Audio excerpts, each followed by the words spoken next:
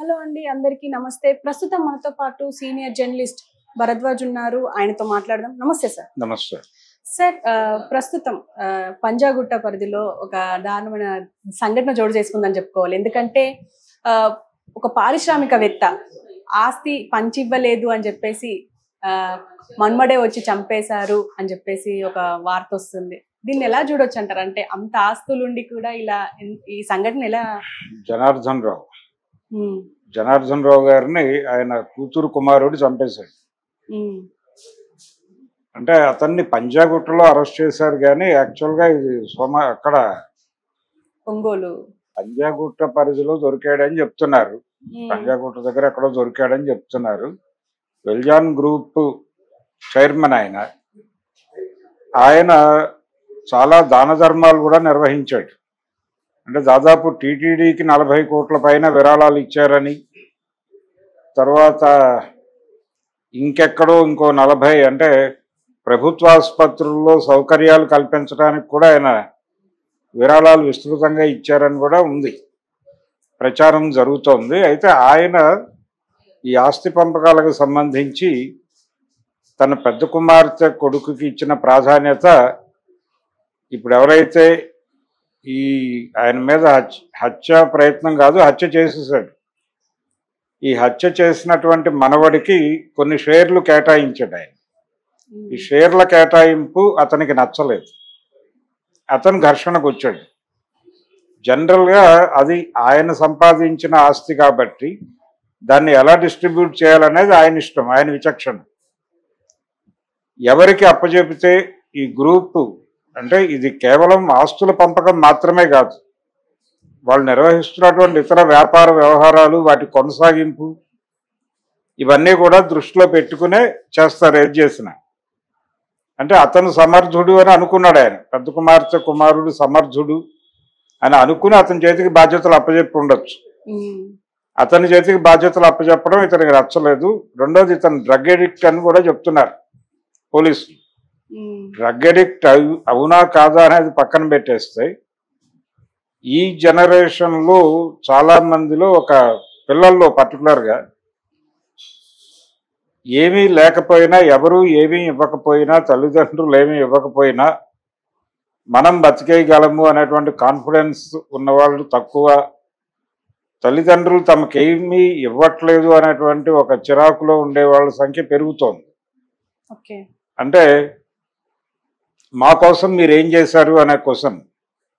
ఈ క్వశ్చన్ రావడానికి కారణం ఏంటంటే, వీళ్ళని చిన్నప్పటి నుంచి చాలా కేర్తో చూడటం వలన వీళ్ళు మా కోసం మీరేం అంటే ప్రతిదానికి వీళ్ళు డిపెండ్ అవుతున్నారు తల్లిదండ్రుల మీద, లేకపోతే వీళ్ళ ఆస్తుల మీద డిపెండ్ అవటం ద్వారా ఇది వాళ్ళ బాధ్యతగా చూస్తున్నారు, పేరెంట్స్ బాధ్యతగా చూస్తున్నారు. మాకు ఒక ఇల్లు కట్టించివ్వాలి, లేకపోతే మాకు రెంట్స్ వచ్చేటువంటి ఇల్లు కట్టించివ్వాలి, ఇలాంటి డిమాండ్స్ చాలా మిడిల్ క్లాస్ పిల్లలు కూడా చేసేస్తున్నారు. ఇదొక ఘర్షణగా మారింది. అంటే తల్లిదండ్రులు ఇస్తారా ఇవ్వరా అనే దాంతో పక్కన పెట్టేసి వీళ్ళ జీవితంలో వీళ్ళు నిలబడి ఏం సంపాదించుకుంటారు వీళ్ళ కోసం అనే ఒక, అంటే తమ మీద తమకే ఉండాల్సినటువంటి నమ్మకం లేక ఆ బ్లేమ్ తల్లిదండ్రుల మీద వేసేయటం, తల్లిదండ్రులు ఇలా చేయటం వల్ల నా జీవితాలు ఇలా అయిపోతున్నాయి అనేటువంటి ధోరణి పెరుగుతోంది మిడిల్ క్లాస్లో. ఈ హయ్యర్ సెక్షన్స్లోనేమో మాకు ఆస్తిలో సరైనటువంటి వాటా రాలేదు అనేటువంటి గొడవ. ఈ ఆస్తిలో వాటా, పైగా కూతురు పిల్లలు, వీళ్ళు కూతుర్ల పిల్లలు, బహుశా ఆయనకు ఆడపిల్లలు మాత్రమే ఉన్నట్టున్నారు. అందుకని కూతుర్ల పిల్లలే ఆ ఆస్తికి వారసులు, అందరికీ సమానంగా ఇవ్వాలి అనేది కూడా డిమాండ్ కాదు ఆ కుర్రాడిది, ఎవరైతే హత్య చేశారో అతను. నాకు మేజర్ షేర్ ఇవ్వలేదు అనేది గొడవ. ఈ మేజర్ షేర్ ఇవ్వలేదు అనే ఉద్దేశంతో ఆయనతో ఆర్గ్యుమెంట్కి దిగాడు అతను. అంటే జరిగిన సంఘటన, ఆయన వాళ్ళ మదర్తో వెళ్ళాడు తాతగారింటికి. వెళ్ళిన తర్వాత అక్కడ చర్చ జరుగుతోంది. ఈ చర్చ సందర్భంగా ఆవిడ కాఫీ తీసుకొస్తానని కిచెన్లోకి వెళ్ళారు. ఆవిడ కిచెన్లో ఉండగా ఇతను అటాక్ చేశాడు తాత మీద. అటాక్ చేసి ముందే కత్తి పెట్టుకుని ఉన్నాడు, అతను ప్రిపేర్ అయి ఉన్నాడు. ఒకవేళ నా మాట చెల్లుబడి కాకపోతే తాతను చంపేద్దామని డిసైడ్ అయి మేబీ చెప్పుంటాడు, మీరు నా మాట వినకపోతే చంపేస్తాను అని కూడా చెప్పుంటాడు. ఆయన దాన్ని సీరియస్గా తీసుకొని ఉండకపోవచ్చు, ఏడిసావులే అనే పద్ధతిలో ఏదో మాట్లాడి ఉంటాడు ఆయన. వీడి ఈగో హర్ట్ అయ్యి వెళ్ళి అటాక్ చేసి దాడి చేస్తాడు. ఈ దాడి జరుగుతుండగా ఈ అరుపులు కేకలు విని ఆవిడ కిచెన్లో నుంచి వచ్చింది. వచ్చేసరికి అడ్డుకునే ప్రయత్నం చేస్తే ఆవిడ మీద కూడా దాడి చేశాడు. ఆవిడ కూడా గాయాలై ప్రస్తుతం హాస్పిటల్లో ఉంది ఆవిడ. ఈలోపు వీళ్ళ వాచ్మ్యాన్ ఎవరో వచ్చాడు అక్కడికి, అతని మీద కూడా అటాక్ జరిగింది. అటాక్ చేసి పారిపోయాడు. ఫైనల్గా దొరికాడు. అతను దొరికిన తర్వాత ఇప్పుడు అతని సైకలాజికల్ కండిషన్ ఏంటి అనేది చూడాలి. అతను డ్రగ్ అడిక్ట్ అయితే అయి ఉండొచ్చు.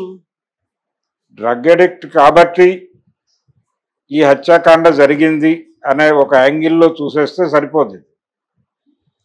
ఇది కాదు, డ్రగ్ అడిక్ట్ కాబట్టి హత్యకు పాల్పడ్డాడు అనే దానికంటే కూడా ఇతను డ్రగ్ అడిక్ట్ కావడానికి ఇతని వ్యసనాలు, ఇతని జీవితము, ఇతని లైఫ్ స్టైలు, ఈ లైఫ్ స్టైల్ డిజైనింగ్లో వీళ్ళ పేరెంట్స్ పాత్ర, సొసైటీ పాత్ర ఇవన్నీ ఉంటాయి.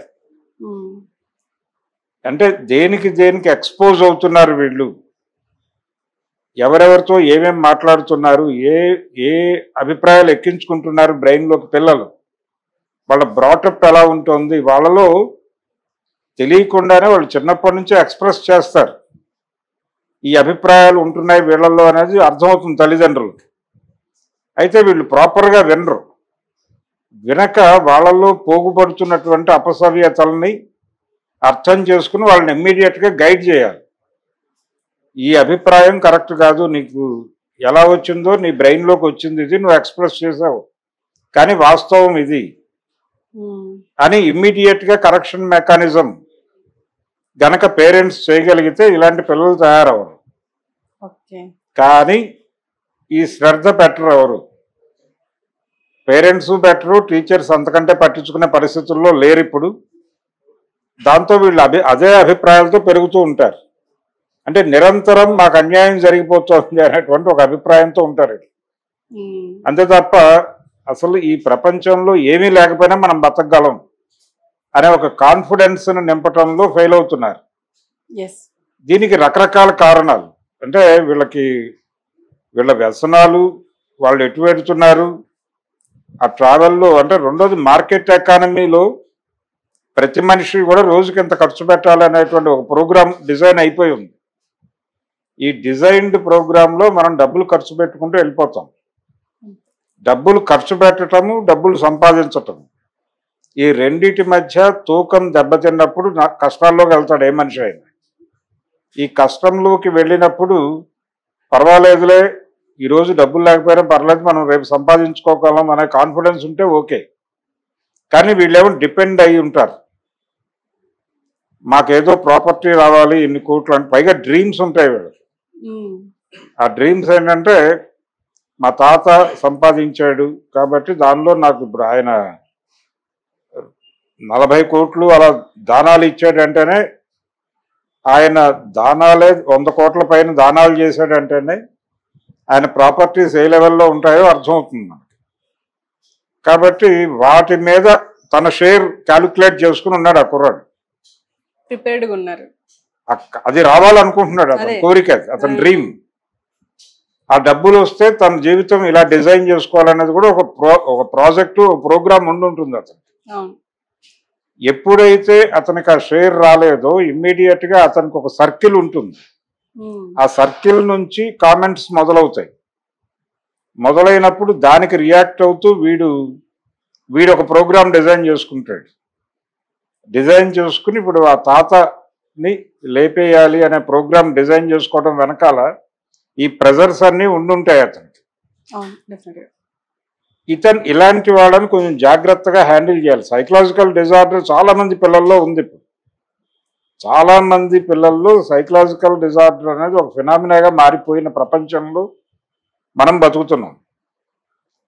దీనికి ప్రధానమైన కారణం ఏంటంటే చిన్నప్పటి నుంచి పిల్లలతో ఎక్కువ టైం పేరెంట్స్ స్పెండ్ చేయకపోవడం, పిల్లలతో ఇంటరాక్ట్ కాకపోవడం. పిల్లలతో ఇంటరాక్ట్ అయితే వాళ్ళలో పోగుపడుతున్నటువంటి తప్పుడు భావజాలం అర్థమవుతుంది. పేరెంట్స్కి అర్థమయ్యేది ఇదివరకు. అర్థమైనప్పుడు వాళ్ళు ఇమ్మీడియట్గా అడ్రస్ చేసేవాళ్ళు దాన్ని. ఇందాకేదో మాట్లాడావు నువ్వు, అది కరెక్ట్ కాదు అని వాడిని ఏదో టైంలో కూర్చోబెట్టి కౌన్సిలింగ్ చేసేవాళ్ళు. ఈ కౌన్సిలింగ్ తాలూకా ప్రభావం వాడికి వాస్తవాలు అర్థం చేయించడం. రియాలిటీ అనేది పిల్లలకు ఎప్పటికప్పుడు అర్థం చేయించాలి. ఈ రియాలిటీస్ అర్థం చేయించకుండా పెంచుతారు.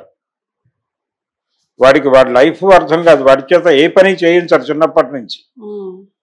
ఏ పని చేయించకపోవటం వాడిని కొంచెం అంటే ఒక బోన్లో ఉంచినటువంటి వ్యక్తిలాగా చూడటం, బోన్సాయి మొక్కలాగా, ఒక కుండీలో ఉన్న మొక్కలాగా చూడటం, చాలా జాగ్రత్తగా చూసుకుంటున్నాం కదా, కేర్ తీసుకుంటున్నాం అనే భ్రమలో ఉంటారు. కానీ వాళ్ళకి లైఫ్ అర్థం కాకుండా చేస్తున్నాము అని అనుకోరు.